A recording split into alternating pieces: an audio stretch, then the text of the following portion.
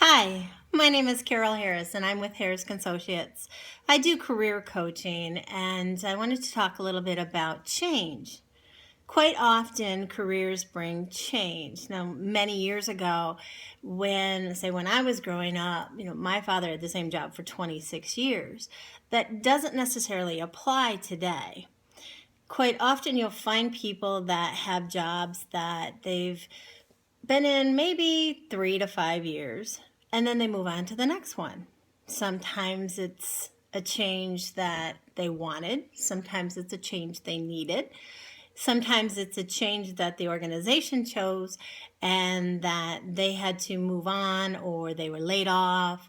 And other times there's a termination, whether it's expected or whether it's not expected. So these changes create a cycle of grief. It's stages of grief. So the first thing, even when you initiate the change, the first thing that happens is the feeling that the bottom's dropped out, the feeling that you don't have the security of going to a job, of going to the day-to-day or feeling productive.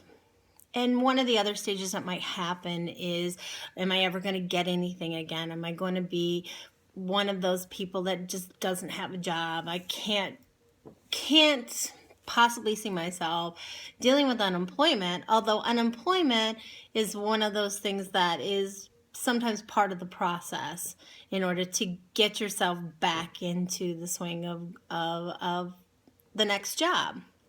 So this change creates also a situation that might weigh on the confidence and what your value is. You might leave the job that you had before and think, I'm really confident, I've got value, I did a lot for the other position, I did a lot for the other place.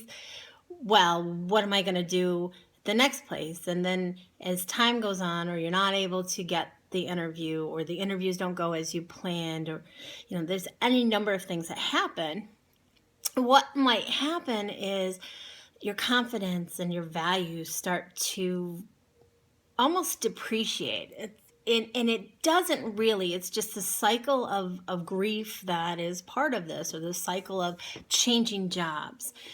And there's nothing wrong with that. That's why I do the career coaching. What I do is I work with individuals and try to determine where they're at right now, what they're bringing to the table at this moment. What have they built up? What are their competencies? Say they're quantifiable and qualifiable competencies.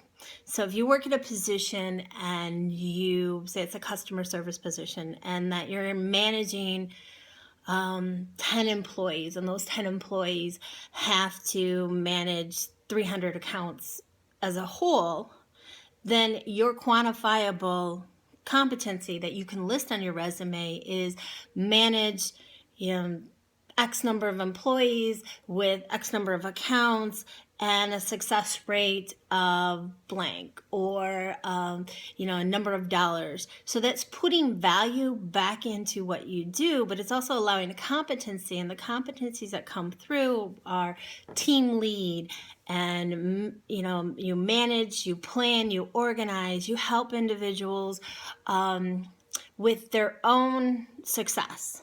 So there's several different competencies that we can pull out of that. There's also the value of who you are at the next stages. Oftentimes, previous positions have caused you to not feel as confident, or you've had a boss that was not a leader, a boss who was micromanaging, or they didn't quite understand what your gifts and your strengths were.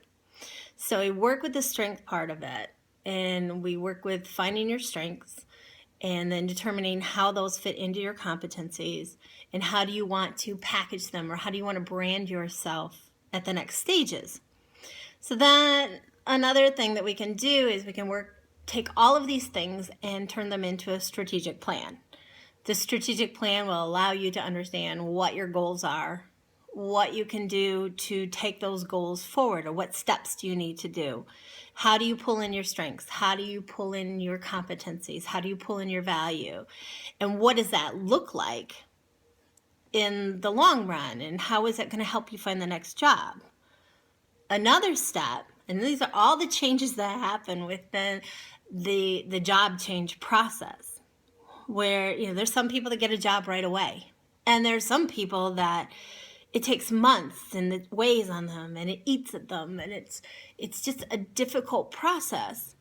But all of these components actually fall in together and they create the story of the individual. And that story needs to come out and be consistent from application and resume and cover letter through the phone interview, through the in-person interview, whether it's a Skype interview. The questions that you answer need to show in live form what you've done throughout your past. So again, it's changing the thinking, it's looking at yourself as value, it's a positive change.